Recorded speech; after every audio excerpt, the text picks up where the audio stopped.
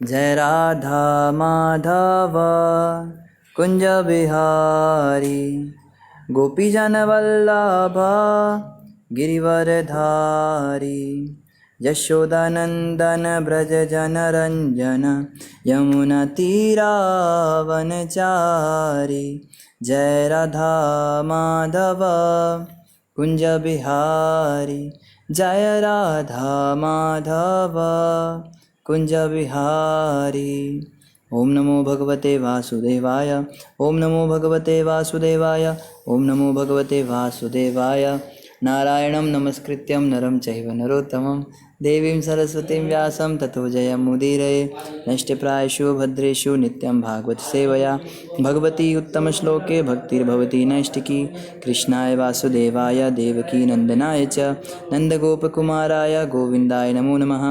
जय श्री कृष्ण चैतन्य प्रभु नित्यानंद श्री अद्वैत गदाधर शिवासादि गौरभक्तवृंद। गुरुवे गौरचंद्राय राधिकाय तदालये कृष्णाय कृष्ण भक्ताय तद्भक्ताय नमो नमः। मुखं करोति वाचालं पंगुं लंघयते गिरिं यत्कृपातमहं वन्दे श्रीगुरुं दीनतारिणं परमानन्दमाधवं श्रीचैतन्येश्वरम्। हरे कृष्णा कृष्णा कृष्णा हरे हरे हरे राम राम राम हरे हरे। हरे कृष्णा। आप सभी भक्तों का हार्दिक स्वागत है आज की श्रीमद् भागवतम की इस कक्षा में। स्वागतम सुस्वागतम। और हम चर्चा कर रहे हैं श्रीमद् भागवत तृतीय स्कंद अध्याय नंबर 25 पर। तो जल्दी से रिकैप करते हैं कल हमने क्या पढ़ा था। कल मुख्य रूप से हम यही पढ़ रहे थे कि भगवान के जो भक्त होते हैं उनकी महिमा बताई जा रही थी और भक्ति योग की महिमा बताई जा रही थी कपिल भगवान के द्वारा। तो कपिल भगवान कहते हैं कि जो भक्त होते हैं उनको कभी कष्ट नहीं होता, मेरे भक्त कभी किसी से शत्रुता नहीं रखते। फिर साधु के 6 लक्षण बताए थे कल कि साधु जो होता है वो तितिक्षवा कारुणिका, इस तरह से उसके 6 लक्षण बताए थे। सहनशील होता है, दयालु होता है, सबके प्रति मैत्री भाव रखता है, किसी का शत्रु नहीं होता, हमेशा शांत रहता है और शास्त्रों का पालन करता है। फिर बताया था कि जो कट्टर भक्ति करने वाले भक्त होते हैं वो कभी भी सांसारिक संबंधों में या पारिवारिक संबंधों की मैत्री को जो है उसका परित्याग कर देते हैं। तो इसी श्रृंखला में आज हम पढ़ेंगे श्रीमद् भागवत तृतीय स्कंद अध्याय नंबर 25 और श्लोक संख्या 24 से हम प्रारंभ करेंगे। तो यहाँ बताया जा रहा है, हे माते, हे साध्वी, ये उन महान भक्तों के गुण हैं जो समस्त आसक्तियों से मुक्त हैं। तुम्हें ऐसे पवित्र पुरुषों की संगति करनी चाहिए क्योंकि ऐसी संगति भौतिक आसक्ति के समस्त कुप्रभावों को हरने वाली है। ये बहुत ही ज़्यादा इम्पॉर्टेंट पॉइंट है, ये नोट करने लायक बात है। हम लोगों के ऊपर ना भौतिक आसक्ति का कुप्रभाव पड़ता है, मेरे ऊपर भी पड़ता है। सोचिए, हम तो आश्रम में रह रहे हैं, तो आप लोग तो घर में रहते हो, आपके ऊपर कितना पड़ता होगा। जब हम ऐसे लोगों से मिलते हैं जो कृष्ण से विमुख हैं, जो अभक्त हैं, मतलब नास्तिक नहीं हैं तो आस्तिक, भगवान में मानते हैं या देवी देवताओं में मानते हैं, लेकिन भक्त नहीं है भगवान के। ज़रूरी नहीं हर आस्तिक व्यक्ति भगवान का भक्त हो सकता है वो निराकार ब्रह्म का उपासक हो सकता है वो देवी देवताओं की पूजा करने वाला हो। तो ऐसे जो अभक्त होते हैं, जो कृष्ण की भक्ति नहीं करते, ऐसे लोगों से जब हम मिलते हैं तो उसका बड़ा कुप्रभाव हम पे पड़ता है। क्योंकि ऐसे लोग जो कृष्ण से प्रेम नहीं करते वो स्वाभाविक रूप से माया से प्रेम करते हैं। क्यों? वो देवी देवताओं की पूजा भी इसीलिए कर रहे हैं कि उनको माया मिल जाए। धनम देही रूपम देही सुंदरी भार्या देही देही देही देही धन संपत्ति घर आवे कष्ट मिटे तन का ओम जय जगदीश हरे। या एक है ना वो लक्ष्मी माता की आरती, जय लक्ष्मी माता मैया जय लक्ष्मी माता, खान पान का वैभव सब तुमसे आता। मेरा खान पान का वैभव आपके कारण होगा। लक्ष्मी माता मुझे बढ़िया खान पान दे दो, बस खाने के लिए तेरी ज़िंदगी रह गई। अरे खाने के लिए तो जानवरों की ज़िंदगी है ना। हाथी रोज़ का 2 मन खाता है, तो 20 किलो या 100 किलो खा के इतने हाथी पल रहे हैं। तो ये तो हाथियों को भी मिल रहा है ना खान पान का वैभव। ये क्या मांगने की चीज़ है? तो ये लोग इस तरह की चीज़ें मांगते हैं। तो ऐसे लोगों की भी संगति हम करते हैं तो हमारे अंदर भी इनका प्रभाव पड़ जाता है। आप देखोगे ना, ज़्यादा हम ऐसे लोगों से मिलते हैं तो हमारा दिमाग भी थोड़ा घूमने लगता है, थोड़ा सा अंदर कुछ लगता है कि चलो भगवान कृष्ण का नाम तो जप रहे हैं, महामंत्र का जाप कर रहे हैं, पर जाता क्या है? इस देवता की भी पूजा कर लेते हैं, ये व्रत भी कर लेते हैं, थोड़ी ये भी उपासना करके देख लेते हैं। थोड़ा 16 सोमवार कर लेते हैं, शनिदेव के 40 शनिवार कर लेते हैं, तो असर पड़ जाता है ऐसे लोगों की संगति का। और उससे क्या होता है, उससे ये होता है कि हमारी जो चेतना है वो दूषित हो जाती है, भक्ति से हम गिरने लग जाते हैं। तो यहाँ पे बताया जा रहा है जो ऐसी संगति भौतिक आसक्ति के समस्त कुप्रभाव है उसको हरने का एकमात्र तरीका क्या है। अब कोई कहे प्रभु जी हम कट के भी तो नहीं रह सकते ना, हमारे रिश्तेदार हैं, नातेदार हैं, तो रिश्ते नाते वाले हैं, परिवार के लोग हैं, दोस्त हैं, माँ बाप हैं, बच्चे हैं, ये लोग तो कृष्ण भक्त हैं नहीं, तो क्या हम इनको छोड़ दें, क्या इनसे मुंह मोड़ लें? लेकिन कैसा ऐसे हो सकता है, ये पॉसिबल ही नहीं है। तो इसका क्या तरीका है? आप देखो ना, हमारे जो मान लीजिए किसी का पति भक्त नहीं है या किसी की पत्नी भक्त नहीं है, तो हम उनको छोड़ तो सकते नहीं, लेकिन उनके साथ भी नहीं रह सकते, क्योंकि साथ रहेंगे तो उसका असर हम पे पड़ेगा, और उनको छोड़ देंगे तो हम कर्तव्य से विमुख हो जाएंगे। तो क्या करें? तो देखो यहाँ पे बताया हुआ है, इसका एकमात्र तरीका है जो उनसे हमें संदूषण हो रहा है, जो उसका कुप्रभाव हम पे पड़ रहा है ऐसे लोगों से मिलने का, उसको काउंटर करने के लिए हम क्या करें? ऐसे पवित्र पुरुषों की संगति करें। कैसे पवित्र पुरुषों की? उन महान भक्तों की हे माते, हे साध्वी, ये उन महान भक्तों के गुण हैं जो समस्त आसक्तियों से मुक्त हैं। हमें ऐसे महान भक्तों का संग करना है जो समस्त आसक्तियों से मुक्त हैं। भक्त भी कई तरह के होते हैं, हमें ना भक्त भी अपने जैसे अच्छे लगते हैं। जो ज़्यादा विरक्ति की बात करता है, वैराग्य की बात करता है, वो भक्त हमें पसंद नहीं आता। जो हमारे जैसा होता है, हाँ हाँ हम भी तो भक्त हैं ना, हम तो जाते हैं, वहाँ भी जाते हैं, प्रोग्राम में भी जाते हैं, हम तो शादी फंक्शन में भी जाते हैं, हम तो कोल्ड ड्रिंक भी पीते हैं, कुछ दिक्कत नहीं है, हम तो कभी कभी चाय भी पी लेते हैं, हाँ कोई बात नहीं है। तो हम कहते हैं ये भी तो भक्त हैं, तो वो वाले भक्त हमें ज़्यादा अच्छे लगते हैं, ये भक्त बढ़िया लगते हैं, इनके साथ हम रहेंगे, हम इन्हें फॉलो करेंगे। और बोलते ना वो वाले जो प्रभु जी हैं ना, वो मुझे अच्छे नहीं लगते, वो बड़ी विरक्ति की बातें करते हैं, वो कहते संसार में कुछ नहीं है, घर बार छोड़ो, ऐसा करो वैसा करो।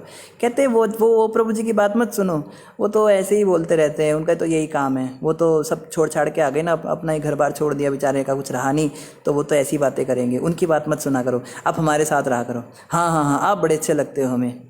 लेकिन यहाँ पे बताया जा रहा है ऐसे भक्तों की संगति करनी है जो समस्त आसक्तियों से मुक्त हैं, जिनके मन में किसी चीज़ के प्रति आसक्ति नहीं, किसी व्यक्ति के प्रति आसक्ति नहीं, जो परम विरक्त हैं। क्योंकि कपिल मुनि को पता है कि जब हम आसक्ति वाले भक्तों के साथ रहेंगे तो हमारी आसक्ति ही और बढ़ेगी, और उसकी कोई कमी थोड़ी ना है, उसको बढ़ाना, वो तो पहले ही बढ़ रही है। हम अपने घर के अंदर परिवार के लोगों से और मित्रों से और रिश्तेदारों से घिरे हुए हैं, या ऑफिस में जाते हैं तो वहाँ तो और भी गंदी हालत है, ऑफिस के अंदर कैसे कैसे लोग रहते हैं, उनके बीच में हमें रहना पड़ता है। या फिर हम स्कूल कॉलेज में जाते हैं तो वहाँ पे भी यही हाल है। तो ऐसे लोगों के बीच में रह के तो ऑलरेडी हमारी आसक्ति ही बढ़ रही है, तो उस आसक्ति को काउंटर करने के लिए विरक्ति वाले लोगों के साथ भी तो रहना पड़ेगा ना। इसलिए जो विरक्त महात्मा होते हैं, ऐसे जो भक्त होते हैं, इनकी संगति अगर हम रेगुलर बेसिस पे रखें तो हमारा जो है काउंटर हो जाता है। नहीं तो क्या होगा? नहीं तो यही होगा कि भाई जैसे फ़ोन होता है ना, फ़ोन आप सुबह से लेकर रात तक यूज़ करते हैं तो उसकी बैटरी जो है डाउन होने लगती है, फिर रात को उसको चार्जर पे लगा के सो जाते हैं। इससे क्या होता है, उसकी बैटरी फुल हो जाती है और सुबह फिर उसको यूज़ करने के वो लायक हो जाता है। अब मान लो आप 3-4 दिन तक फ़ोन को चार्ज ही ना करो तो क्या होगा? मर ही जाएगा। सेम ऐसे ही हमारी चेतना है। जब हम भौतिक संसार में रहते, सुबह से लेकर रात तक भौतिक लोगों के साथ भौतिक बातें कर रहे हैं, भौतिक स्तर पे काम कर रहे हैं, तो हमारी जो है स्पिरिचुअल बैटरी डाउन हो जाती है। हम देखते हैं कि शाम को जब हम घर आते हैं तो हमारी चेतना बड़ी गंदी हो जाती है, मन में बस यही सब घूम रहा होता है, क्या क्या किया, ये बनाना है, वो घर करना है, वो प्रॉपर्टी वहाँ है, उसको पैसे दिए थे, कल ये सब्जी लानी है, इसका फीस भरना है, बस ये सब दिमाग में चल रहा होता है। लेकिन जब हम भक्तों की संगति करते हैं किसी भी प्रकार से, चाहे हम उनकी पुस्तकें पढ़ते हैं, चाहे हम भागवत सुनते हैं, चाहे हम जप करते हैं, तो उससे क्या होता है, बैटरी चार्ज होने लगती है। तो जो व्यक्ति बैटरी चार्ज नहीं करेगा, जो छुट्टियाँ मारेगा, एक दिन कथा नहीं सुनी तो क्या हो गया प्रभु जी, बस एक दिन ही तो नहीं सुनी थी, आप एक दिन ही सुनोगे, दूसरे दिन मन ही नहीं करेगा, तीसरे दिन बिल्कुल ख़त्म, तो क्या होगा, स्पिरिचुअल बैटरी जीरो हो जाएगी और फिर सिर पकड़ के बैठेगा, फिर कहेगा हाय हाय प्रभु जी, मैं तो बड़ा टेंशन में आ गया, बड़ा प्रॉब्लम हो गई। क्या हो गया प्रभु जी आपको? अरे ये हो गया, वो हो गया, सो हो गया। उसको बोलो भागवत सुन रहे हो आप? नहीं नहीं, भागवत सुने में तो मुझे 2-3 हफ्ते हो गए, पर फिर भी मैं थोड़ा बहुत कभी कभी चला लेता हूँ। अरे तो जब आप बैटरी को चार्ज ही नहीं करोगे तो फिर क्या होगा? डिस्चार्ज ही होगी वो। तो इसीलिए क्या बता रहे हैं, पवित्र पुरुषों की संगति अवश्य करनी चाहिए और रेगुलर बेसिस पे करनी चाहिए, छुट्टियाँ नहीं मारनी चाहिए इसमें। आगे कह रहे, शुद्ध भक्तों की संगति में श्री भगवान की लीलाओं तथा उनके कार्यकलापों की चर्चा कान तथा हृदय को अत्यधिक रोचक एवं प्रसन्न करने वाली होती है। तो यहाँ बता रहे हैं जो शुद्ध भक्तों की संगति में भगवान की लीलाएं सुनते हैं, भगवान के कार्यकलाप सुनते हैं, भगवान ने ऐसा किया वैसा किया, ये चर्चा कान और हृदय को अत्यधिक रोचक और प्रसन्न करने वाली हैं। हमारे कानों के अंदर ना एक बड़ा आनंद आ जाता है, हृदय के अंदर आनंद आता है, अरे वाह मज़ा आ गया, मतलब आज तो बड़ा बड़ा अच्छा लगा ये कथा सुन के। तो ये कथा का प्रभाव है। और हम प्रभुपाद जी जैसे शुद्ध भक्तों की संगति में ही तो पढ़ रहे हैं। ये श्रीमद् भागवत जो हम पढ़ रहे हैं ये प्रभुपाद जी ने लिखी है, तो ऑटोमेटिकली जब उनकी पुस्तक पढ़ते हैं तो उनका संग भी साथ में हो रहा है। तो शुद्ध भक्त प्रभुपाद जी की लिखी हुई भागवत जब हम पढ़ते हैं, भगवान की कार्यकलाप, तो इससे क्या होता है, कानों और हृदय को अत्यधिक प्रसन्नता मिलती है, बड़ा रोचक लगता है। ऐसे ज्ञान के अनुशीलन में मनुष्य धीरे धीरे मोक्ष मार्ग में अग्रसर होता है, तत्पश्चात मुक्त हो जाता है और उसका आकर्षण स्थिर हो जाता है। तब असली समर्पण तथा भक्ति योग का शुभारंभ होता है। तो देखो ये थोड़ी सी समझने की बात है। इस बात को सुनने के बाद कई लोगों का दिल टूट जाएगा, पर क्या कर सकते हैं, बताना तो पड़ेगा। यहाँ पे बताया जा रहा है कि जब हम इस प्रकार से ऐसे ज्ञान का अनुशीलन करेंगे तो धीरे धीरे मोक्ष के मार्ग पर अग्रसर होंगे और उसके बाद मुक्त हो जाएंगे। जो हमारा भौतिक आकर्षण है वो स्थिर हो जाएगा। तो सबसे पहले तो मोक्ष की प्राप्ति होगी, फिर मुक्ति मिलेगी, फिर भौतिक आकर्षण 0 हो जाएगा। तब असली समर्पण और भक्ति योग का शुभारंभ होता है। भक्ति शुरू ही तब होती है जब हमारा भौतिक आकर्षण समाप्त हो जाता है, मुक्ति मिल जाती है हमको संसार से, मोक्ष की प्राप्ति हो जाती है। मोक्ष का मतलब ये नहीं मर जाते, मरने के बाद ही मोक्ष मिलता है, जीते जी भी मोक्ष मिल सकता है। मुक्त का मतलब होता है कि सांसारिक बंधन से छूट गया, अब उसको कोई फर्क नहीं पड़ता। तो ऐसी स्थिति जब हो जाएगी, जब भौतिक आकर्षण 0 हो जाएगा। भौतिक आकर्षण मतलब बहुत बढ़िया से बढ़िया खाने की चीज़ सामने रखी होगी पर मन ही नहीं जाएगा उसकी ओर। बहुत सुंदर सुंदर स्त्रियाँ, बहुत सुंदर सुंदर पुरुष हमारे सामने आएंगे पर हमारा मन ही नहीं जाएगा उधर। बड़े सुंदर सुंदर नज़ारे देखेंगे पर हमारा मन ही नहीं लगेगा। उसको कहते हैं भौतिक आकर्षण 0 हो जाएगा, तब तो भक्ति शुरू होगी। तो प्रश्न उठता है अभी क्या हो रहा है फिर? हम तो सोचते हैं हम तो भक्ति में बड़े आगे बढ़ गए, हम तो भक्ति की इस अवस्था पे आ गए, उस अवस्था पे आ गए। यहाँ तो बता रहे मुक्ति के बाद तो भक्ति शुरू होती है। असली भक्ति योग तो तब शुरू होगा और असली समर्पण भी तब शुरू होगा।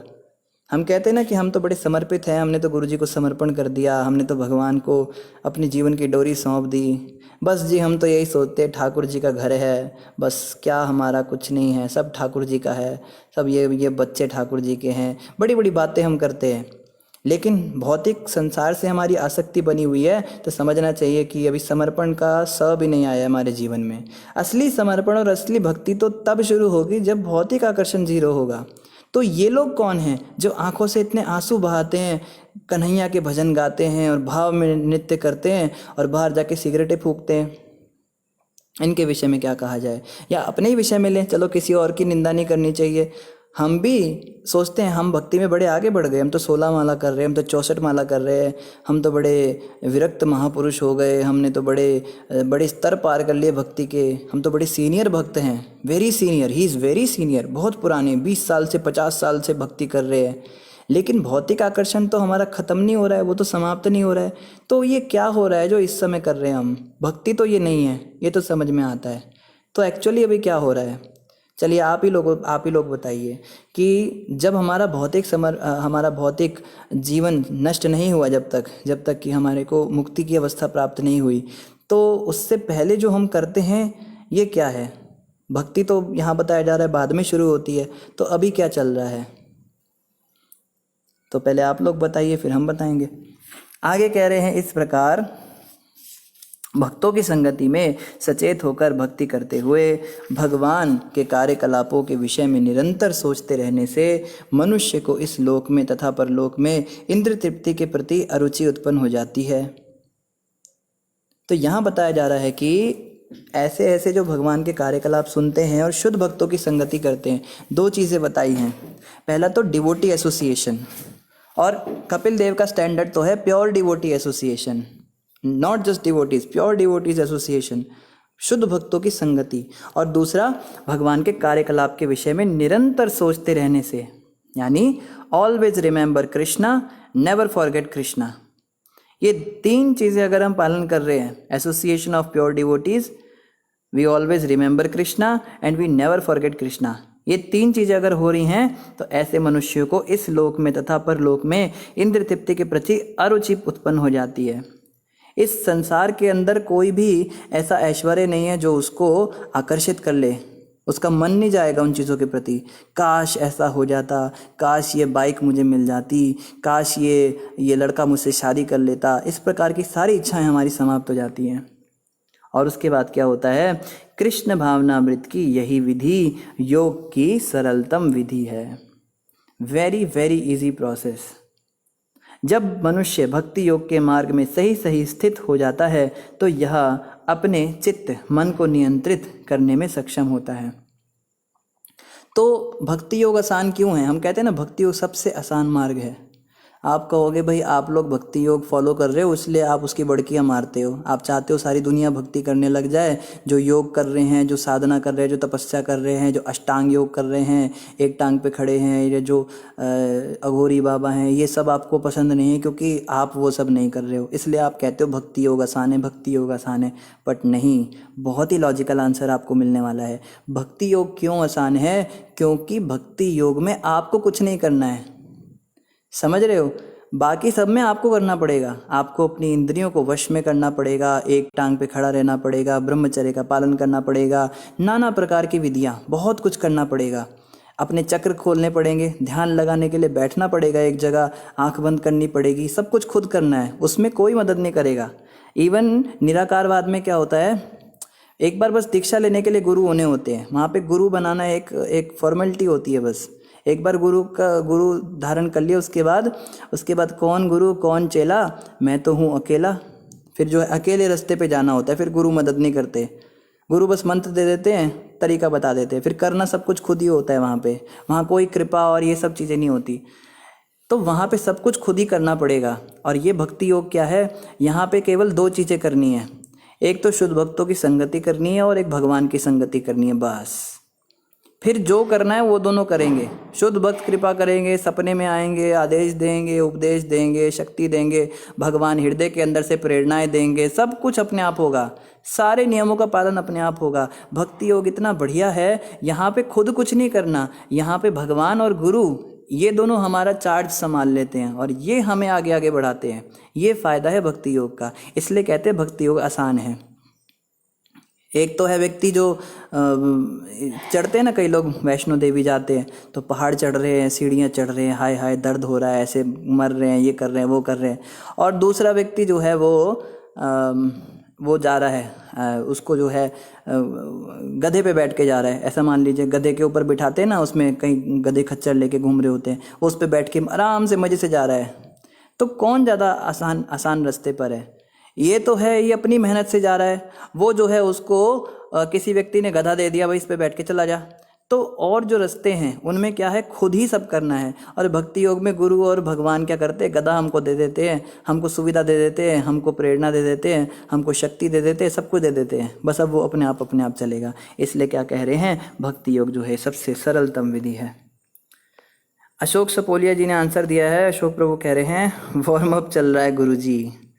तो बड़ा अच्छा और बड़ा ही इजी समझने वाली बात आपने की, वार्म अप चल रहा है। जब हम एक्सरसाइज करने जाते हैं ना, किसी जिम में जाते हैं या कहीं जाते हैं, तो पहले वार्म अप करना होता है।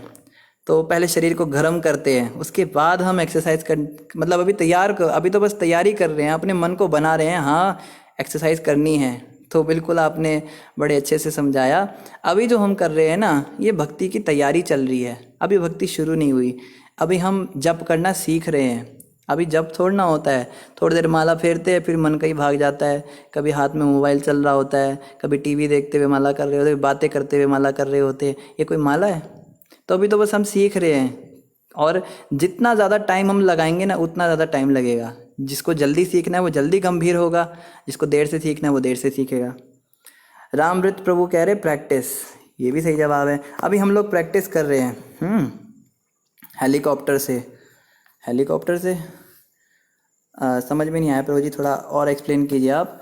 राघव प्रभु कह रहे हैं अभी हम भटक रहे हैं ये भी ठीक है, राघव जी ने भी सही कहा, अभी हम बस भटक रहे हैं, हम ट्राई कर रहे हैं अलग अलग चीज़ों को। कभी हम ये भी करते हैं, कभी हम शिव जी के मंदिर चले जाते हैं, फिर करते करते हम गणेश जी के मंदिर चले जाते हैं, फिर वहाँ पे हमको बताते हैं, हम उसको ट्राई करते हैं, फिर वो हमको समझ में नहीं आता, फिर हम थोड़ा इस्कॉन आ जाते हैं, फिर यहाँ पे बताया जाता है, चैंटिंग वगैरह सिखाया जाता है, फिर हम थोड़ी देर ये प्रैक्टिस करते हैं।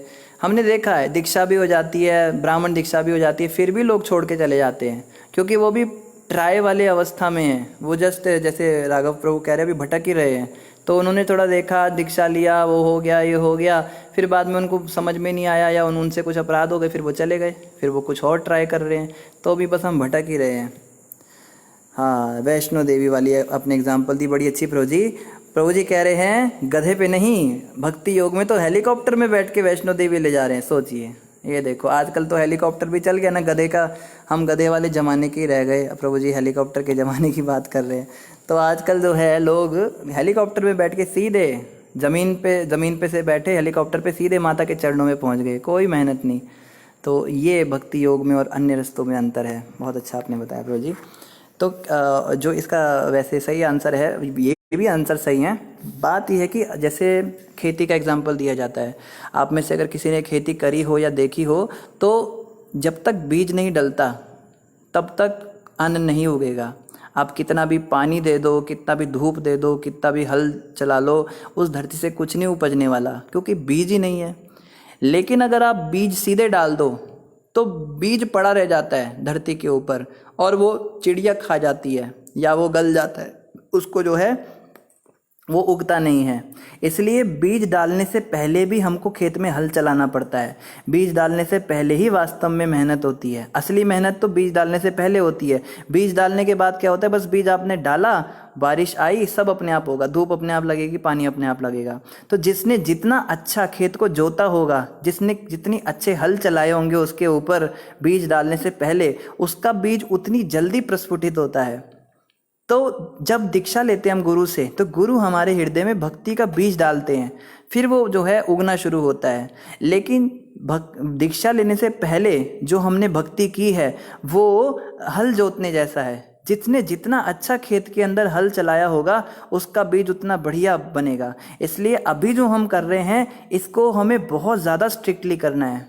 अभी भक्ति शुरू हुई नहीं है, लेकिन भक्ति का बीज जब मिलेगा उस समय पे यही बात का अंतर होगा कि हमने पहले कितनी अच्छी तैयारी कर रखी है।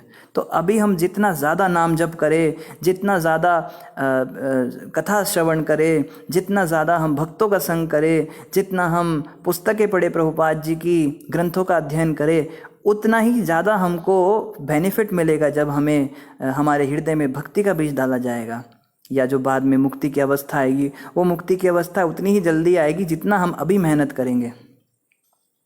आगे कह रहे हैं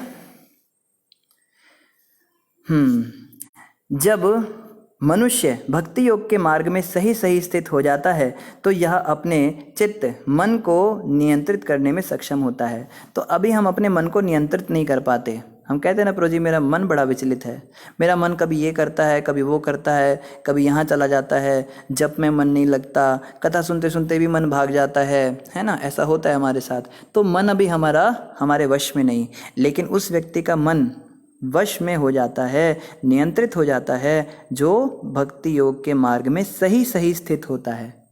तो सही सही शब्द बड़ा ज़रूरी आया है यहाँ पे।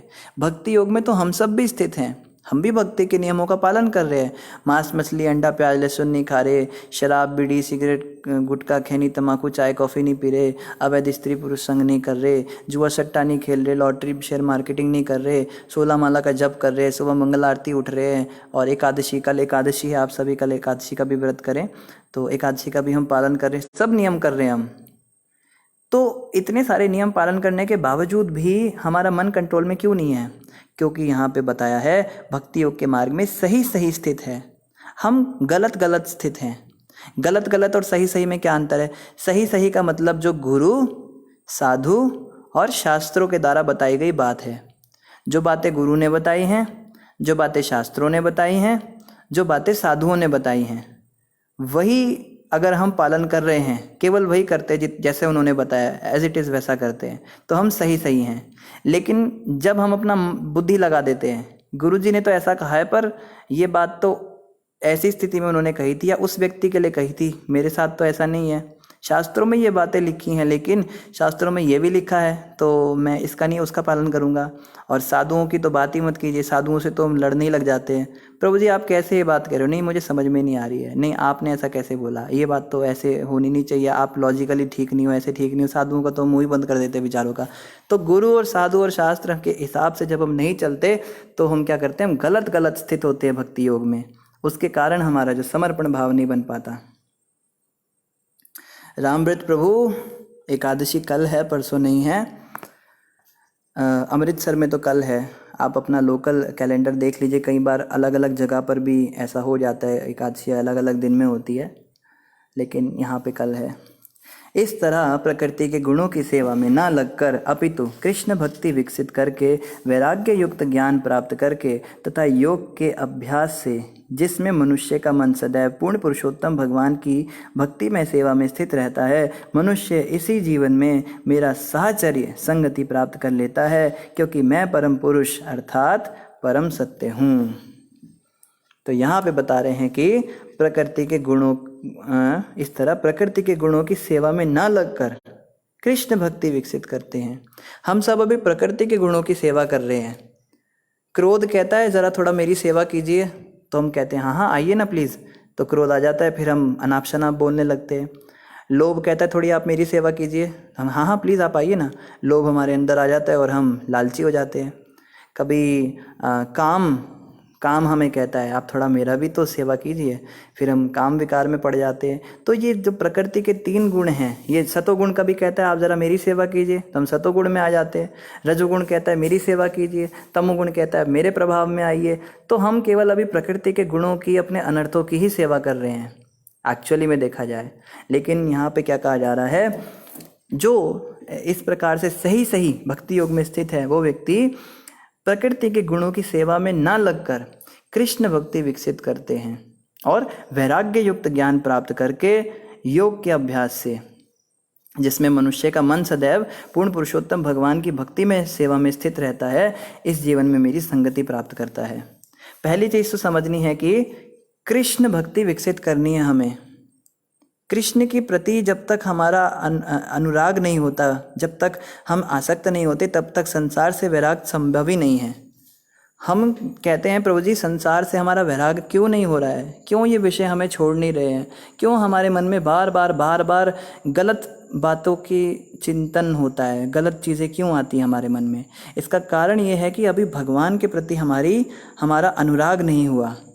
कृष्ण से अनुराग करेंगे तो संसार से वैराग्य ऑटोमेटिक होगा, अलग से नहीं करना पड़ेगा। माँ तू तो माया है, दूर हो जा मेरी नज़रों से। बाप तू तो पाप है, तेरी वजह से मेरे को इतना सब कुछ जो है मेरी भक्ति में इतना व्यवधान आ रहा है। हे मेरे भाइयों, तुम तो साक्षात तुम तो अनर्थ हो, तुम्हारी तो संगति मात्र से मेरा हमेशा के लिए नाश हो जाएगा। ऐसा नहीं बोलना पड़ेगा हमें। बाहर से हम आर्टिफिशियली वैराग्य नहीं शो करना पड़ेगा। चोला पहन लिया, खाना पीना छोड़ दिया, ब्रह्मचर्य भी ज़बरदस्ती पालन कर रहे हैं, ये सब चीज़ें जो हैं ये बड़ी आर्टिफिशियल हो जाती हैं। हम देखते कई आर्टिफिशियल वैरागी भी हमने देखे हैं। वैराग्य भी ना कई तरह का होता है। एक वैराग्य होता है जिसका नाम होता है फल्गु वैराग्य। ये फल्गु वैराग्य कैसा होता है? फल्गु एक नदी का नाम है। वो नदी कैसी होती है? वो ऊपर से तो दिखती है बड़ी सख्त है, जैसे ज़मीन है, ऐसा लगता है ठोस ज़मीन है, लेकिन जैसे उस पर पैर रखो एकदम पैर अंदर चला जाता है, अंदर नदी बह रही होती है। तो फल्गु वैरागी कैसे होते हैं? बाहर से तो देखने में लगते हैं बहुत विरक्त महात्मा हैं, बहुत संत हैं, बड़े विरक्त हैं, बड़े वैरागी हैं, लेकिन अंदर बिल्कुल तरल होते हैं। थोड़ा सा उनके नज़दीक जाओ ना तो उनके अंदर जो गंध भरा हुआ है वो बाहर निकलने लगता है। फिर हमें पता लगता है अरे ये तो अंदर से तो इतना बेकार है, पर ऊपर से बड़े अच्छे वैरागी दिखते हैं। तो हम ये बन जाएंगे अगर हम आर्टिफिशियली वैराग्य का पालन करेंगे, ऊपर ऊपर से हम लोगों को दिखाएंगे और नियम व्रत ले लेंगे, खुद भी फ्रस्ट्रेट होंगे। तो ये ज़बरदस्ती वाला वैराग्य है, ये जो फल्गु वैराग्य है, ये इतना अच्छा नहीं है। ये कितना अच्छा है? ये तो बिल्कुल भी अच्छा नहीं है।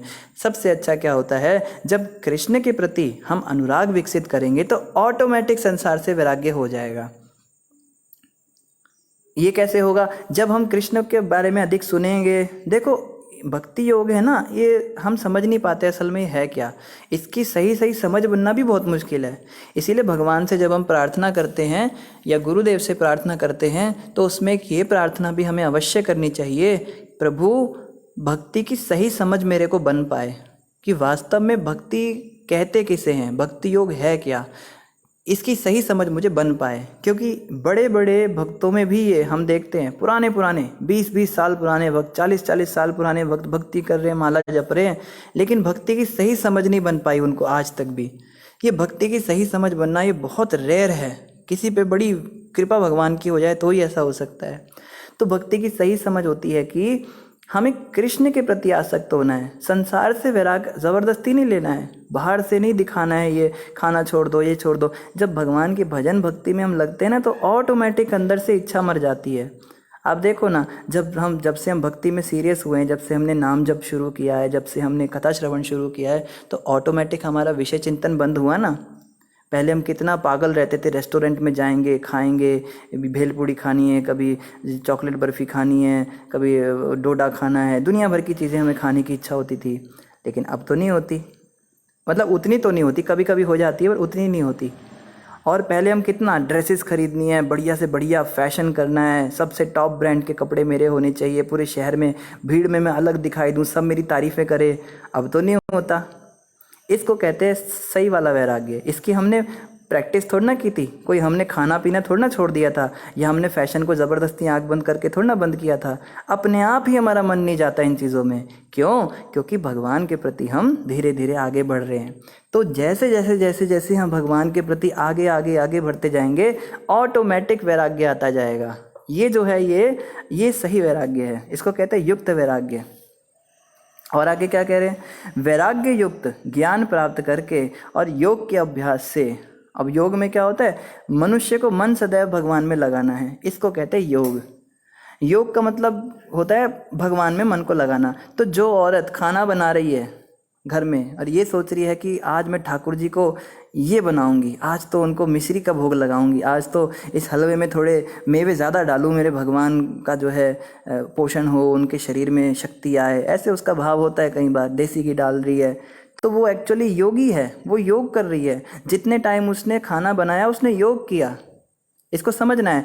इसकी बजाय जो दूसरा व्यक्ति कमरे के अंदर बैठा और आंखें बंद करके मन को स्थिर कर रहा है, और स्थिर क्या कर रहा है? सो रहा है। योग में क्या होता है? योगा क्लासेस में हम गए हैं, वो सो रहे होते हैं सब बैठे। कई बार तो खराटे लेने की आवाज़ें भी आती हैं उस कमरे में। क्या कराएंगे? आपको एक कमरे में बिठा देंगे, सफ़ेद दीवारें होंगी चारों तरफ, और आपको पॉलिथी मार के आप बैठ जाओगे, आंख बंद करो और शून्य का ध्यान करो। शून्य मतलब कुछ नहीं, कुछ नहीं के बारे में सोचो।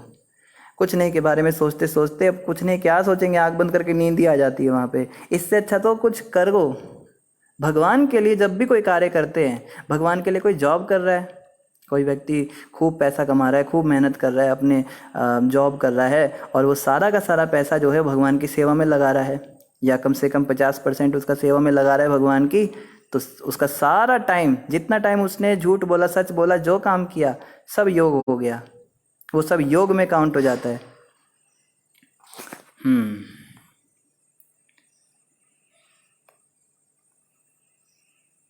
मायापुर प्रभु जी, कल या परसों एकादशी मायापुर वाले कैलेंडर में परसों को है। तो रामृत प्रभु जी आपके हिसाब से परसों ही होगी, आप जहाँ पे रह रहे हैं।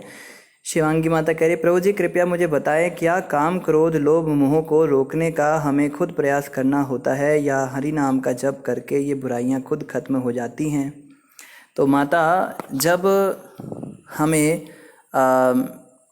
क्रोध का वेग आता है, या काम आता है, या ये सब चीज़ें आती हैं, उस समय अगर हम उसको रोकने की कोशिश करते हैं तो वो स्प्रिंग की तरह रुकता है। जैसे स्प्रिंग होता है ना, उसको जितना दबाओ उतना जोर से बाहर निकलता है। इन चीज़ों को जब हम ज़बरदस्ती अपनी इंद्रियों को रोकते हैं और उसको परेशान करते हैं और बहुत फ्रस्ट्रेट हो जाते हैं। हमने देखे हैं कई लोग क्या होते हैं ना, ब्रह्मचारी बन जाते हैं लेकिन ज़बरदस्ती ब्रह्मचारी बन के रहते हैं। उनके मन में बहुत तीव्र इच्छा होती है लेकिन अपने आप को रोकते रहते हैं, इंद्रियों को तरसाते हैं। उससे क्या होता है ना, बड़े चिड़चिड़े हो जाते हैं। उनके पास जाओ तो हमेशा परेशान रहना, इधर उधर की बात करना और गुस्सा करना, हमेशा क्रोध करना। तो जितना हम अपनी इंद्रियों को ज़बरदस्ती इन चीज़ों से बचाने के प्रयास करेंगे तो इसको तो समझना है कि कहीं ना कहीं से निकलेगा। जैसे प्रभुपाद जी एग्जाम्पल देते थे, हमको फोड़ा हो जाता है कई बार, तो जो हाथ में फोड़ा हुआ उसको दबा देते हैं हम कि चला जाए। वो हाथ में दबाते पैर में निकल जाता है, उसको पैर से दबाते गर्दन में निकल जाता है। तो आप काम को रोकोगे, काम वेग को रोकोगे तो क्रोध में बदल जाएगा, क्रोध आ जाएगा। क्रोध को रोकोगे लोभ में बदल जाएगा। तो ये चीज़ जो है ये इतनी अच्छी नहीं है, जैसा कि शास्त्रों के अंदर बताया है। भगवान कृष्ण कहते हैं जो व्यक्ति बाहर से तो बहुत वैराग्य की बातें करता है और अंदर अंदर वो जो है ये काम क्रोध लोभ इनके चक्कर में पड़ा रहता है, वो मिथ्याचारी कहलाता है। मिथ्याचारी मतलब डुप्लीशियस पर्सन, दो चेहरे लेके घूम रहा है। एक बाहर का चेहरा और है और एक अंदर का चेहरा दूसरा ही उसका होता है। तो वो बनना जो है अच्छी बात नहीं। तो फिर क्या करना चाहिए, जब काम क्रोध ये सब आते हैं ना, तो बस एक ही चीज़ याद करनी चाहिए, हे कृष्ण मुरारी, श्री कृष्ण मुरारी, अपनी माया से मेरी रक्षा करो। चिल्लाना चाहिए भगवान के आगे। जब हम देखो बच्चे को जब मच्छर काटता है, छोटा बच्चा है पालने के अंदर, उसको कुछ नहीं आता, वो मच्छर को हटाना भी नहीं आता, उसको पता भी नहीं मच्छर काट रहा है क्या हो रहा है, उसको दर्द हो रहा है बस। तो वो क्या करता है, वो चिल्लाता है जोर जोर से, माँ माँ ऐसे चिल्लाता है ना। माँ भी नहीं, उआ उआ करता है जो छोटा बच्चा होता है। तो माँ तुरंत आ जाती है, मेरा बच्चा क्यों रो रहा है। फिर वो देखती है, अरे मच्छर तेरी इतनी हिम्मत। वो माँ उस मच्छर को पकड़ के ऐसे मसलती है, बस उसको तो सारा गुस्सा उसके मच्छर पे निकल जाता है। तो मच्छर की जब पूरा चटनी बना देती है, उसके बाद बच्चे को उठाती है गोद में और बच्चे को प्यार करती है। तो जब हम भगवान को पुकारते हैं ऐसे समय में, जब हम गुरुदेव को पुकारते हैं तो वो हम पे कृपा कर देते हैं, तो ये चीज़ें चली जाती हैं। लेकिन स्वयं से अगर हम प्रयास कर रहे हैं तो नहीं जाएंगी। लेकिन ऐसा भी बताया है कि हम खाली गुरुदेव पे छोड़ दें, भगवान पे छोड़ दें कि भगवान मेरी रक्षा कर दो, और बैठ गए और लगे हुए हैं उसी काम में, जो जिस काम को करने की वजह से हमारे अंदर ये विकार उत्पन्न हो रहे हैं उसको भी करते जा रहे हैं, और ऊपर ऊपर से कह रहे हैं भगवान बचाओ भी मुझको, बचा लो बचा लो। तो वो जो है वो दोगलापन है। जैसे बच्चा चिल्ला भी रहा है, माँ माँ भी कर रहा है, और वो मच्छर उड़ा रही है तो मच्छर को भी पकड़ ले रहा है हाथ से और वापस अपने हाथ पे ला रहा है, काट मुझे। तो उसको तो देख के माँ भी कहेगी कैसा दोगला बच्चा है ये, रो भी रहा है और मच्छर को भी पकड़ के अपने ऊपर बार बार ला रहा है कि ये काटे। तो वो कहती है मर तू, इस मच्छर के साथ ही मर। फिर वो जितना भी चिल्लाए, माँ माँ करे, माँ समझ जाती है ये तो दोगला है। तो ऐसा नहीं बनना हमको। ऊपर ऊपर से हम चिल्ला रहे हैं हे भगवान रक्षा करो रक्षा करो, और काम भी किए जा रहे हैं, तो काम भी छोड़ने पड़ेंगे, पाप कर्म छोड़ने पड़ेंगे, उस कार्य को करना छोड़ना पड़ेगा, उन लोगों से मिलना छोड़ना पड़ेगा जिन लोगों के साथ रहने से हमारे अंदर ये विकार उत्पन्न होते हैं, उन आदतों को छोड़ना पड़ेगा जिन आदतों के कारण हमारे अंदर ये विकार आते हैं, उन लोगों की संगति से दूर रहना पड़ेगा जिन लोगों के कारण हमारे अंदर ये विकार आते हैं, उस विचारधारा को भी छोड़ना पड़ेगा जिस विचारधारा के कारण हमारे अंदर ये विकार आते हैं। तब गुरुदेव और भगवान भी अपना काम करते हैं और ये सारे के सारे जो हैं ये विकार मच्छर की तरह मसल देते हैं भगवान, और कहते हैं तू आराम से पालने में झूल। हवा भी दे देते हैं और पालना भी झुला देते हैं, और कभी कभी गोद में भी उठा लेते हैं थोड़ी देर के लिए। बहुत भाव आ जाता है, आंखों से आंसू बहने लगते हैं कई बार। तो ये सब भी वो कभी कभी करते हैं ताकि हमको अच्छा लगे। तो उम्मीद है माता आपको समझ में आया होगा। माता कह रही है प्रभु जी क्योंकि भगवान कृष्ण आँखों के सामने दिखते नहीं हैं, इसलिए उनकी प्रति अनुराग पाना बहुत मुश्किल लगता है। तो माता देखो, आँखों के सामने तो भगवान दिखते नहीं हैं, लेकिन भक्ति जो है श्रद्धा का विषय है। यहाँ पे हमें ना देखो, भक्ति योग जो है ना थोड़ा सा मुश्किल भी है, क्योंकि यहाँ पे कुछ दिखता नहीं है, यहाँ बस बातें होती हैं। भक्ति करोगे तो तर जाओगे, लेकिन हम देखते भक्ति जिसकी कर रहे हैं वो व्यक्ति हमें दिखता नहीं, भगवान हमें दिखते नहीं। कुछ भी हमको मतलब प्रैक्टिकली हमें दिखता नहीं, हमारे सींग सर पे सींग नहीं उग जाते, हमें कैसे पता लगे भक्ति में हम आगे बढ़ रहे नहीं बढ़ रहे। 20 साल पुराना भक्त भी वैसे ही कपड़े पहन के वैसा ही प्रसाद खा रहा है, और अभी जो नया नया है वो भी वही प्रसाद खा रहा है, वो भी ऐसे ही बैठा है, वो भी हंसी मजाक कर रहा है, ये भी हंसी मजाक कर रहा है, तो दिखता नहीं है यहाँ पे कुछ। बाकी रास्ते पे क्या होता है ना, कुछ सालों के बाद कुछ सिद्धियां आ जाती हैं तो वो हवा में उड़ने लगता है या भभूति निकालने लगता है तो दिखता है उसका। लेकिन यहाँ पे सब कुछ श्रद्धा के ऊपर चलता है, यहाँ पे विश्वास करके चलना होता है कि नहीं असर पड़ रहा है, हो रहा है, काम हो रहा है। भगवान कृष्ण मुझे दिखते भी हैं, ऐसी बात नहीं सबको नहीं दिखते, मीरा जी को दिखे थे, तुकाराम जी को दिखे थे, प्रहलाद जी को दिखे थे। और इस कलयुग के अंदर अभी अभी 100-150 साल पुरानी बात है, राजेंद्र दास महाराज जी इतने सारे संतों की कथा सुनाते हैं, आप भी सुन सकते हो उसको, वो रियल एग्जांपल्स देते हैं। अभी 50 साल पुराने एक संत थे, वो बता रहे थे कृष्ण को मैं सामने सामने देख पा रहा हूँ। इवन प्रभुपाद जी से एक बार किसी न्यूज़ रिपोर्टर ने पूछा, स्वामी नहीं फिर से हम भूल गए, न्यूज़ रिपोर्टर नहीं, एक भक्ति दासी थी, प्रभुपाद जी की शिष्या थी। तो भक्ति जो थी वो बड़ी भोली भाली सी थी, तो अंग्रेज़ थी वो। तो प्रभुपाद जी को पूछती है, बच्ची थी अभी, कि आपने भगवान कृष्ण को देखा है? तो प्रभुपाद जी समझ गए ये बेचारी बड़ी भोली सी है, तो प्रभुपाद ने कहा हाँ देखा है। तो बेचारी थोड़ी संकोच करके पूछती है कि कितनी बार देखा है? प्रभुपाद कहते हैं हर क्षण देख रहा हूँ, बिल्कुल आमने सामने, जैसे तुमसे बात कर रहा हूँ ऐसे मैं कृष्ण से बातें करता हूँ। और प्रभुपाद जी ने कई बार बताया था कि मैं जब पुस्तकें लिख रहा होता हूँ ना, प्रभुपाद जी कई बार अपनी पुस्तकें खुद भी पढ़ते थे। तो भक्तों ने पूछा, प्रभुपाद जी हम तो आपकी पुस्तकें पढ़ते समझ में आता है, आप अपनी लिखी हुई पुस्तकें क्यों पढ़ रहे हैं? ये तो आपको पता ही है बातें, तब तो आपने लिखी हैं।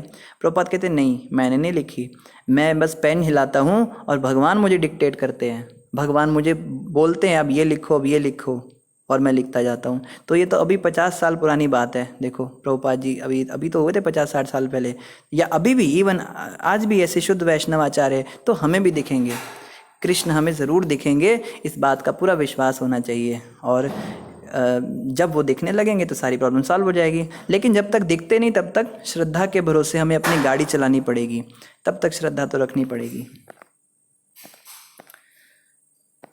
आगे यहाँ पे क्या कहा जा रहा है? मनुष्य इसी जीवन में मेरा साहचर्य संगति प्राप्त कर लेता है। देखो कपिल भगवान कह रहे हैं इसी मनुष्य जीवन में मैं मिलूंगा उसको। मतलब ऐसा नहीं होगा कि भक्ति करते करते आपको 100-200 जन्म बिताने पड़ेंगे तब जाके मैं मिलूंगा। कह रहे हैं वैराग्य युक्त ज्ञान प्राप्त करो, योग का अभ्यास करो, और कृष्ण के प्रति, कृष्ण भक्ति के प्रति आसक्ति विकसित करो, प्रकृति के 3 गुणों की सेवा मत करो। मनुष्य अगर ऐसा करता है तो इसी जन्म में मेरी संगति प्राप्त कर लेगा, क्योंकि मैं परम पुरुष अर्थात परम सत्य हूँ। देवहूति रुवाच। तो कपिल जी ने इतनी सारी बातें बता दी, अभी देवहूति माता बीच में प्रश्न करती हैं। कथा के बीच में जब क्वेश्चंस आते हैं ना तो कथा करने वाले को बड़ा आनंद आता है। ये भागवत कथा के अंदर या भगवत गीता में भी अर्जुन बार बार छोटी छोटी बातों पे कृष्ण से प्रश्न कर रहे हैं, तो कृष्ण एकदम एक्सटेसी में आ जाते हैं और बड़ा लंबा लंबा आंसर देते हैं। फिर अर्जुन कहते हैं ये बात समझ में आ गई, ये बताओ। तो जब कोई व्यक्ति प्रश्न करता है इसका मतलब वो ध्यानपूर्वक सुन रहा है। ऑब्वियसली बाकी लोग भी ध्यानपूर्वक सुन रहे होते हैं, लेकिन जो प्रश्न करने वाला है उसके दिमाग में कंटेम्पलेशन चल रहा है। और प्रश्न भी बेफिजूल के नहीं होने चाहिए। कई लोग सोचते हैं तो प्रश्न करके तो लगता है होशियार बन जाते हैं लोग, तो बेतुके बिना सिर पैर के क्वेश्चन करने लगते हैं। ऐसे लोगों के प्रश्न सुन के जो कथा करने वाला होता है उसको गुस्सा आ जाता है, ये कहाँ से आके बैठ गया। तो प्रश्न भी थोड़े सिर पैर वाले होने चाहिए। तो देवहूति माता कैसा प्रश्न कर रही हैं सुनते हैं। देवहूति माता कह रही है, भगवान का यह वचन सुनकर देवहूति ने पूछा, मैं किस प्रकार के भक्ति योग का विकास और अभ्यास करूं जिससे मुझे आपके चरण कमलों की सेवा तत्काल एवं सरलता से प्राप्त हो सके। तो देवहूति माता ने एक्चुअली हम सब के बिहाफ पे ये क्वेश्चन किया है। देवहूति माता कह रही हैं, आप मुझे कोई ऐसा तरीका बताइए, आपकी बातें बहुत अच्छी लगी, शुद्ध भक्तों की संगति करो, ये करो, प्रकृति के गुणों का वो करो, ये बातें सुनने में बहुत अच्छी लग रही हैं, बट प्रैक्टिकली मैं अपनी बात करूं, मैं एक स्त्री शरीर में हूं और बूढ़ी होने वाली हूं, और आप जो हैं मेरे पुत्र के रूप में प्रकट हुए हैं, आप मुझे क्या करो, मैं किस प्रकार के भक्ति योग का विकास और अभ्यास करूं, मुझे ऐसा कोई रास्ता बताओ जिससे मुझे आपके चरण कमलों की सेवा तत्काल और सरलता से प्राप्त हो जाए। एक तो मुझे इमीडिएट आपकी सेवा मिल जाए, आपके चरणों की सेवा मिल जाए, और दूसरा सरलता से मिल जाए, ज़्यादा मेहनत नहीं मुझसे होगी, मेरे बस की नहीं है इतनी मेहनत करना, ये जो वैराग्य और ये सब मुझे समझ नहीं आ रहा है। देवहूति माता ने बहुत बड़ा धन्यवाद है देवहूति माता ने क्वेश्चन किया, क्योंकि हमारी भी स्थिति नहीं है जो ऊपर की बातें हुई हैं वो सब करने की। तो देखते हैं भगवान कपिल क्या आंसर देते हैं। कपिल भगवान बाद में आंसर देंगे, अभी माता का प्रश्न कंटिन्यू हो रहा है। अगले श्लोक में भी माता पूछ रही है, आपने जैसा बताया है कि योग पद्धति का उद्देश्य पूर्ण पुरुषोत्तम भगवान को प्राप्त करने और सांसारिक आसक्ति माया के पूर्णतया विनाश के लिए है, तो कृपया मुझे उस योग पद्धति की प्रकृति बतलाएं। उस अलौकिक योग को यथार्थ रूप में कितनी विधियों में समझा जा सकता है? तो देवहूति माता कह रही है, प्रभु थोड़ा डिटेल में बताओ मुझे। आपने कहा योग करो और उस योग के द्वारा भगवान की प्राप्ति करो और संसार से, माया से पूरी तरह से जो है विरक्ति लाओ, लेकिन ये मैं कैसे करूं? मुझे प्रैक्टिकली थोड़ा और अच्छे से बताइए कि करना क्या क्या है। एक तो होता है ना सिद्धांत बताया जाता है, जैसे किसी को बोला गया कभी झूठ मत बोलो, तो ये सिद्धांत है। वो व्यक्ति कहे आपने बोल तो दिया झूठ मत बोलो, थोड़ा प्रैक्टिकल लेवल पे बताओ क्या करूं। फिर वो कहता है अच्छा, जब आपके सामने ऐसी परिस्थिति आए तो आप उसको इस तरह से जवाब दो, आपके सामने ऐसा हो कोई व्यक्ति गलत कर रहा है तो आप उस समय आवाज़ उठाओ। ये प्रैक्टिकल बातें बताता है जो रिलेट कर पाते हैं, तो जो है वो ज़्यादा समझ में आती है। तो देवहूति माता ने ये 2 चीज़ें पूछी और एक तीसरी चीज़ भी पूछ रही हैं, मेरे पुत्र कपिल, आखिर मैं एक स्त्री हूँ। देखो ये बात आई गई यहाँ पे। देवहूति माता कह रही है अरे मैं तो स्त्री शरीर में हूँ, मैं वैसे ही इतनी होशियार नहीं हूँ, तो परम सत्य को समझ पाना मेरे लिए अत्यंत कठिन है, क्योंकि मेरी बुद्धि इतनी कुशाग्र नहीं है। कि कपिल बेटा, जो तुम बातें कर रहे हो ना, ये बातें तुम ऋषि मुनियों को जाके तुमने अभी कहा भी कि पहले मैंने ऋषि मुनियों को यही ज्ञान दिया था माता, वही तुम्हें दूंगा। कह रही है वो ज्ञान तुम मुझे दे तो दो, पर मुझे समझ में थोड़ा ना आएगा, वो तो बेटा ऋषि मुनियों वाला ज्ञान है। आप मुझे एक तो मैं स्त्री शरीर में हूँ, मेरे लिए परम सत्य समझ पाना इतना कठिन है, मेरी बुद्धि इतनी कुशाग्र नहीं है। यद्यपि मैं इतनी बुद्धिमान नहीं हूँ, किंतु तो भी यदि आप मुझे कृपा करके समझाएं तो मैं उसे समझकर दिव्य सुख का अनुभव कर सकूंगी। देवहूति माता का बुद्धि इतना तेज था, हम सब सोच भी नहीं सकते, हमारे से तो बहुत तेज था, लेकिन वो फिर भी इस बात को कह रही है कि मुझे ये ज्ञान समझ में नहीं आ रहा है, तो फिर हमारी तो बात ही क्या है। तब माता ने क्या कहा, अगर आपको ठीक लगे तो कृपा करके मुझे समझाएंगे तो मैं उसे समझकर दिव्य सुख का अनुभव कर सकूंगी। कि आपका बड़ा धन्यवाद होगा, आप थोड़ा सा मुझे ईजी करके बताओ इन बातों को। पहली बात क्या बोली? पहली बात ये बोली कि सरलता से और तत्काल मुझे आपकी सेवा मिले, ऐसा रास्ता बताओ। फिर बोला कि माया को दूर करना और भगवान के प्रति आना, ये थोड़ा प्रैक्टिकल लेवल पे मुझे बताओ, करना क्या है, इसके विधि विधान क्या हैं, क्या डूज एंड डोंट्स हैं, मुझे ये बताओ। और तीसरा क्या बोला, मेरी बुद्धि इतनी तेज नहीं है जो तुम ऋषि मुनियों वाला ज्ञान मुझे दे रहे हो, मुझे थोड़ा ईजी करके बताओ, तो उससे मुझे आनंद होगा। मैत्रेय उवाच, मैत्रेय मुनि ने क्या कहा, अपनी माता का कथन सुनकर कपिल उसका प्रयोजन समझ गए और उसके प्रति दयाद्र हो उठे, क्योंकि उन्होंने उसके शरीर से जन्म लिया था। उन्होंने सांख्य दर्शन का वर्णन किया, जो शिष्य परंपरा से प्राप्त भक्ति तथा यौगिक साक्षात्कार का एक मिला जुला रूप है। तब कपिल मुनि ने देखा कि मेरी माँ जो है इस तरह से बोल रही है, तो बड़े दयाद्र हो गए, माँ पे बड़ी दया आ गई, क्योंकि उनके शरीर से जन्म लिया था ना, है तो स्वयं भगवान, लेकिन तो भी उनके शरीर से जन्म लेके सांसारिक दृष्टि से तो वो माँ बन गई ना, तो उनके प्रति बड़ी दया आ गई भगवान को। तो भगवान अब देखो वो बात बताएंगे जो एक्चुअली हमारा लेवल की बात है। हमारे लेवल पे तो हमें वो सब बातें समझ नहीं आ रही थी ना, अब कपिल मुनि प्रैक्टिकली ईजी करके तत्काल सेवा देने वाली बात बताएंगे। तो ध्यान से सुनेंगे कपिल मुनि ने क्या कहा।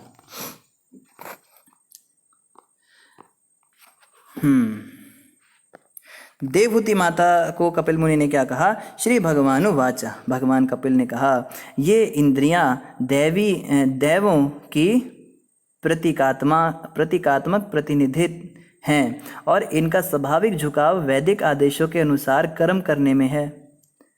जिस प्रकार इंद्रियां देवताओं के प्रतीक हैं, उसी प्रकार मन भी पूर्ण पुरुषोत्तम भगवान का प्रतिनिधि है। मन का प्राकृतिक कार्य सेवा करना है। जब यह सेवा भाव किसी हेतु के बिना श्री भगवान की सेवा में लगा रहता है तो यह सिद्धि से कहीं बढ़कर है। तो कितना प्रैक्टिकली बता रहे हैं, कितना स्टेप बाय स्टेप बता रहे हैं। देखो समझने की कोशिश करेंगे। सबसे पहले तो कपिल भगवान बता रहे हैं जो हमारी इंद्रियां हैं ये देवों की प्रतिनिधि हैं। हमारी जो अलग अलग इंद्रियां हैं ना वो अलग अलग देवताओं को रिप्रेजेंट करती हैं। आगे भी इसमें और डिटेल से बताया जाएगा। हाथों के जो प्रतिनिधि हैं वो इंद्रदेव हैं। एक्चुअली इंद्रदेव हमारे हाथों को कंट्रोल कर रहे हैं। आपको पता है हमारा शरीर कैसे काम करता है? बायोलॉजी में सिखाया जाता है या साइंस में हमें सिखाया जाता है कि एक रिफ्लेक्स एक्शन होता है, वो नर्वस सिस्टम पे काम करता है। हमारे शरीर में नर्व्स होती हैं जो ब्रेन से कनेक्टेड होती हैं। जैसे हमारे शरीर पे कोई मच्छर बैठता है और वो काटता है तो शरीर का जो उस पार्ट का नर्वस सिस्टम है, नर्व्स जो हैं वो मैसेज जो हैं वो महीम तारे होती है। नर्वस सिस्टम मतलब बड़ी सारी तारें जुड़ी हुई हैं, तो वो एक तार से मैसेज जाता है टांग से होते हुए, छाती पे होते हुए, गर्दन से सिर पे होते हुए ब्रेन में जाता है मैसेज दिमाग में कि शरीर के इस पार्ट पर एक मच्छर बैठा है। और फिर दिमाग जो है एक मैसेज भेजता है हाथ को, दिमाग से हाथ के अंदर मैसेज जाता है इसको मारो, फिर हाथ जो है काम करता है। लेकिन एक्चुअली में ये सही समझ नहीं है। हमारे शास्त्र बताते हैं रिफ्लेक्स एक्शन दूसरी तरह से होता है। कैसे होता है? आत्मा है ना हम, तो शरीर तो है नहीं। आप बताओ अगर सीलियली मसल से काम हो रहा है, नर्वस सिस्टम से काम हो रहा है, तो डेड बॉडी के अंदर सारी नर्व्स होती हैं। डेड बॉडी अगर कोई मरा हुआ व्यक्ति है उसके ऊपर कितने सारे मच्छर मक्खी घूमते हैं, वो तो नहीं हटाता। वो क्यों नहीं हटा पा रहा है?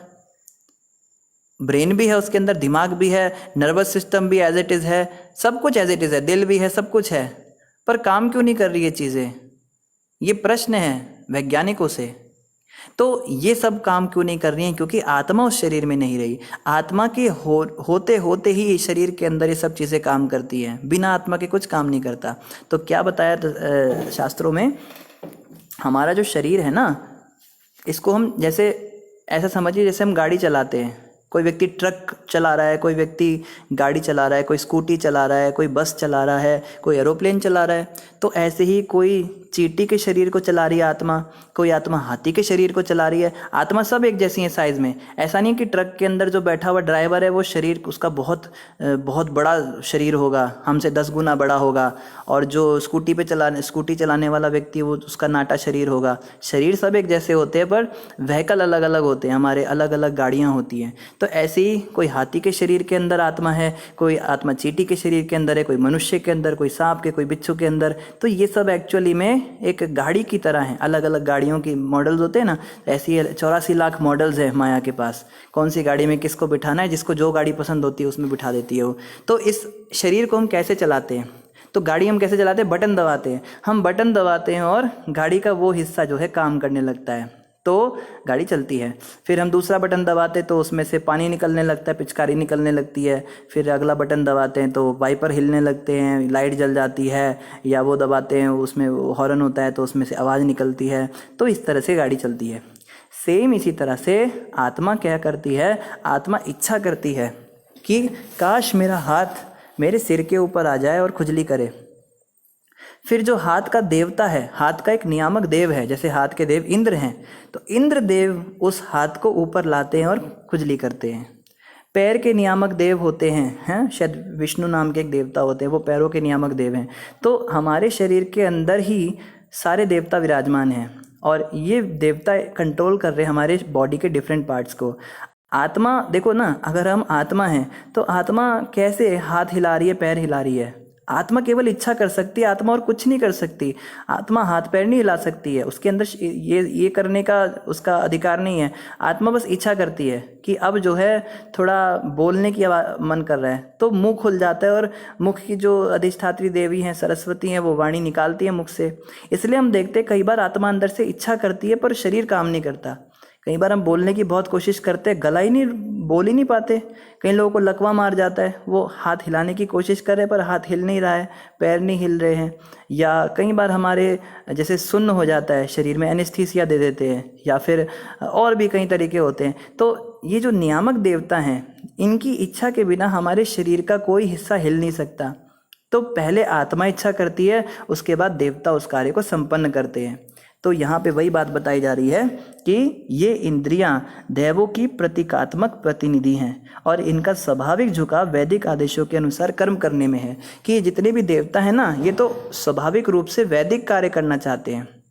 हमारी इंद्रियां कभी भी नहीं चाहती पाप करना, लेकिन जब मैसेज ही उनको दिया जाएगा कि पाप करो, पीछे से आत्मा के द्वारा मैसेज ही मिल रहा है गलत काम करने का, तो उनको ये काम करने पड़ते हैं। लेकिन इनका स्वाभाविक झुकाव वैदिक आदेशों के अनुसार कार्य करने में। इसीलिए हम देखते हैं जब हम विषय भोग करते हैं ना, तो थोड़े समय के बाद हमारी इंद्रियां शिथिल पड़ जाती हैं। हमने बहुत ज़्यादा खाया तो फिर जो है बड़ा बुरा सा लगने लगता है, पेट में दर्द होने लगता है, एसिडिटी बन जाती है। तो जब भी हम कोई गलत काम करते हैं तो उसके बाद हमारे शरीर पे उसका इफ़ेक्ट आता ही आता है और हमें रिग्रेट भी होता है, हमें बुरा भी लगता है कि हमने गलत काम किया, मन भी दुखी होता है। क्योंकि इंद्रियों का स्वाभाविक कार्य क्या है? वैदिक। और देखो, जब हम किसी का अच्छा करते हैं, किसी गरीब को कुछ दे के आते हैं, किसी अंधे को रास्ता पार कराते हैं, किसी बूढ़ी औरत को थोड़ा प्यार दे के आते हैं, उसका आशीर्वाद लेके आते हैं, किसी की कुछ मदद करते हैं, तो कितना अच्छा लगता है अंदर से। क्यों इतना अच्छा लगता है हमें? क्योंकि वैदिक आदेशों का हमने पालन किया। वैदिक आदेशों के अनुसार जब हम कार्य करते हैं, इंद्रियों को लगाते हैं, तो ये सुखी रहती हैं और मन भी प्रसन्न रहता है। लेकिन जब हम उसका उल्टा करते हैं तो ये दुखी रहता है। इसमें क्या बता रहे हैं? जिस प्रकार इंद्रियां देवताओं की प्रतीक हैं, उसी प्रकार मन पूर्ण पुरुषोत्तम भगवान का प्रतिनिधि है। इसमें जो मन है ना हमारा, ये भगवान विष्णु का प्रतिनिधि स्वरूप है। मन का प्राकृतिक कार्य सेवा करना है। हम सब मन से सेवा करना चाहते हैं। हम देखिए ना किसी की सेवा कर ही रहे हैं। आदमी कितना भी कहे ना, कोई कितना भी ईगो वाला हो, कोई कितना भी अहंकारी व्यक्ति हो, वो भी किसी ना किसी की सेवा करता है। कोई अपनी पत्नी की सेवा कर रहा है, कोई पति की सेवा कर रहा है, कोई बच्चों की सेवा कर रहा है, कोई माँ बाप की सेवा कर रहा है, कोई NGO खोल लेता है, समाज की सेवा कर रहा है। कोई व्यक्ति कहे भाई मैं किसी की सेवा नहीं करता, तो वो अपनी सेवा कर रहा है, वो अपनी इंद्रियों का तर्पण कर रहा है। तो ये और कुछ नहीं मिलता तो बुढ़ापे में लोग कुत्ता पाल लेते, कुत्ते की सेवा करते हैं, कुत्ते को नहला रहे हैं रोज़, उसको पिस्सू निकाल रहे हैं, उसकी जुएं छांट रहे हैं, उसको घुमा रहे हैं। और विदेशों के अंदर तो यहाँ तक बताते हैं, अगर आपके कुत्ते ने रास्ते पे मल त्याग कर दिया तो आपको वो मल खुद ही उठाना पड़ेगा उस कुत्ते का और डस्टबिन में डालना पड़ेगा, नहीं तो आपका चालान कट जाएगा। तो वहाँ के लोग जो है साथ में हाथ में वो लेके घूमते हैं, पॉलीथीन लेके घूमते हैं। कुत्ता जैसे ही कुछ करने वाला होता है तो तुरंत उसको नीचे ला देते हैं। तो ये वहाँ का जीवन। तो या तो कुत्ते की सेवा कर रहे, किसी की सेवा कर रहे। प्रभुपाद जी कहा करते थे, if you do not serve God then you will serve dog. अगर आप भगवान की सेवा नहीं करते हो तो आप कुत्तों की ही सेवा करोगे। हम देखते हैं शाम को यहाँ पे गली में इतने लोग निकलते, कुत्ता घुमाने के लिए निकलते हैं। लड़के निकलते हैं, लड़कियाँ निकलती है, बूढ़े भी निकलते हैं, कुत्ते को घुमा रहे हैं। और एक्चुअली में कुत्ता उन्हें घुमा रहा होता है। कुत्ता भाग रहा होता है, जहाँ जहाँ उसको जाना है वो उसके पीछे पीछे, एक हाथ में मोबाइल चल रहा है, एक हाथ में कुत्ता पकड़ रखा है, पता नहीं कहाँ ले जा रहा है वो कुत्ता उनको। तो ये लोगों को बोलो भाई भक्ति करो, मंदिर नहीं हम मिलते हैं ना कईयों को, हम बोलते हैं प्रभु जी आप आजकल मंदिर, टाइम नहीं मिलता जी, हमें समय नहीं है हमारे पास, मंदिर आने का समय नहीं है। जप नहीं करते आप, जप का टाइम कहाँ है हमारे पास? हम तो बड़े बिजी रहते हैं, हम ये है वो है, दुनिया भर के काम बता देंगे। वो लोग 15 मिनट तक आपको या 1 घंटे तक आपको रीज़न बता देंगे कि वो 10 मिनट जब क्यों नहीं कर सकते। समझ रहे हैं? 1 घंटे तक वो आपको केवल रीज़न ही बताते रहेंगे, इसलिए मैं जप नहीं कर सकता 10 मिनट। ये हालत है इन लोगों की। तो इस प्रकार से मन का स्वाभाविक कार्य है सेवा करना। और आगे कहते हैं, जब यह सेवा भाव किसी हेतु के बिना श्री भगवान की सेवा में लगा रहता है तो यह सिद्धि से कहीं बढ़कर है। यही सेवा भाव जब भगवान में लग जाता है, जब हमें कुछ अलग से नहीं करना, वही सेवा भाव है। वो जो संसार के प्रति लग रहा है वही हमें भगवान के प्रति लगाना है। जैसे यहाँ पे मंदिर में प्रभु जी आते हैं, वो इतने सेवा करते हैं, हम देखते हैं उनका नियम है, कोई भी प्रोग्राम हो बस आपने उनको फ़ोन कर दिया ना, फिर एक बार फ़ोन करना है बस उनको, फिर आप निश्चिंत हो जाइए। प्रोग्राम शुरू होने से पहले आएंगे, सारी कुर्सियाँ अरेंज करेंगे, माइक सिस्टम लगाएंगे, सब चेक करेंगे, प्रसादम पीछे बन रहा है नहीं बन रहा है, आगे पीछे पूरा घूमेंगे। प्रोग्राम चल रहा होगा और वहाँ पे उनका दिमाग बस इसी में होगा, कहीं कुछ गड़बड़ ना हो जाए, कोई पंखा तो ख़राब नहीं है, ये नहीं है। और पूरा प्रोग्राम ख़त्म हो जाएगा, सारा वाइंड अप कराएंगे, सब कुर्सियाँ उठाएंगे, सफाई करवाएंगे, सब कर आके लास्ट में 12, 1, 2 बजे मंदिर से जाते हैं वो अपने घर में। तो हमने पूछा प्रभु जी आपके अंदर इतना सेवा भाव आया कहाँ से? वो कहते हैं ये आया नहीं है, ये शुरू पहले से ही था। पहले मैं अपने घर के अंदर यही करता था। मेरे घर में बर्थडे होता था बच्चों का, या मेरे घर में किसी की शादी होती थी तो मैं पहले ही चला जाता था 7 दिन पहले, सारी शादी का अरेंजमेंट करना और ज्वेलरी खरीदना, ये सब में। तो जो चीज़ मैं संसारिक उसमें कर रहा था वही चीज़ मैंने बस भगवान को लगा दी। अब मेरा मेरा नेचर ही ऐसा है, मैं कुछ एक्स्ट्रा नहीं कर रहा हूँ और ये करने से मुझे बड़ा अच्छा लग रहा है। वहाँ पे जब मैं संसार में ये काम करता था तो वो लोग केवल कुछ ना कुछ पॉइंट निकाल देते थे, यहाँ गलती रह गई, ये नहीं लाए, देखो ये कैसा दिमाग है इनका, ये देखो क्या खरीद के लिया है। हमेशा मेरी वो निकलती थी, नुक्स निकलते थे और मैं बड़ा दुखी रहता था। लेकिन मेरे अंदर से इच्छा बहुत होती थी सेवा करने की, मैं उसको भी नहीं छोड़ पाता था, इसलिए मैं बड़ा कंफ्यूज रहता था। लेकिन यहाँ पे जब मैं वही काम करता हूँ तो मुझे अंदर से भी इतना आनंद मिलता है और भक्त लोग भी खुश होते हैं। फिर भक्त जब खुश होते हैं तो उनको देख के मुझे और आनंद मिलता है। तो कहने का मतलब ये है कि वही सेवा भाव जो पहले हम संसार में, और हम सब के अंदर ये है, हम सब ऐसे ही हैं, संसार में खूब सेवा करते हैं, अपने माँ बाप की इतनी सेवा करते हैं। कोई हमारा दोस्त बीमार हो जाए, हमारी पत्नी बीमार हो जाए तो देखो पूरे शहर के अंदर चक्कर लगाते फिरते हैं हम, कहाँ पे हमारे दवाई मिलेगी पत्नी की। और जब कोई भक्त बीमार होता है तो हम कहते हैं, वो फ़ोन करता है, प्रभु जी मैं बीमार हो गया। हाँ बीमार हो गए, अच्छा मैं ज़रा फ़ोन करके आपको बताता हूँ। वो किसी और को टरका देगा, अरे वो बीमार हो गए प्रभु जी उनको देखो आप ज़रा, वो किसी और को फ़ोन करेगा। या भक्त कभी कहेंगे प्रभु जी थोड़ा पैसों की ज़रूरत है, मेरे पास कुछ कमी हो गई। प्रभु जी पैसे कहाँ से लाऊँ, मेरे पास पैसे नहीं हैं। ये आदमी अपने बच्चे को 15-15 हज़ार का मोबाइल दिलाएगा, 20-20 हज़ार का मोबाइल दिलाएगा और बाद में उसी बच्चे से जूते भी खाएगा। वो बच्चा आगे इसको कहेगा तुमने किया क्या है मेरे लिए, फिर भी उसके लिए करेगा। ये अपनी पत्नी को खूब महंगी महंगी साड़ियाँ दिलाएगा, डायमंड के सेट दिलाएगा, लेकिन उस भक्त को बेचारे को 100-200 रुपये नहीं देने से। इससे पता लगता है कि हमारी चेतना कैसी है। हमारी चेतना भगवान के प्रति सेवा ना करके संसार की सेवा करने में लगी हुई है। और ऐसा करके क्या होता है, केवल हमारा बंधन ही बढ़ता है संसार का। तो कपिल भगवान कह रहे हैं ये दिव्य सेवा करने का जो भाव है, जब ये भगवान के प्रति हो जाता है तो यह सिद्धि से भी बढ़कर है। किसी भी सिद्धि की इससे तुलना नहीं की जा सकती। सबसे बड़ी सिद्धि है भगवान के और भगवान के भक्तों के प्रति सेवा को, भाव को बढ़ाना। और इन्हीं शब्दों के साथ आप सभी का धन्यवाद। समय लगभग पूरा हो गया। किसी का कोई प्रश्न हो तो अवश्य आप कमेंट पे डाल सकते हैं। और अयोध्या प्रभु ने लिंक नहीं डाला है और ना ही वैकुंठ प्रभु ने डाला है, तो दोनों प्रभु जी अपना अपना लिंक डाल देंगे, आप ग्रुप में भी ऐड हो सकते हैं और महाराज जी का प्रवचन भी आप अवश्य सुनिए। इन्हीं शब्दों के साथ आप सभी का धन्यवाद। हरे कृष्णा, दंडवत प्रणाम। ग्रंथराज श्रीमद् भागवत महापुराण की जय, जगत गुरु श्रील प्रभुपाद की जय, गौर भक्त वृंद की जय। हरे कृष्णा।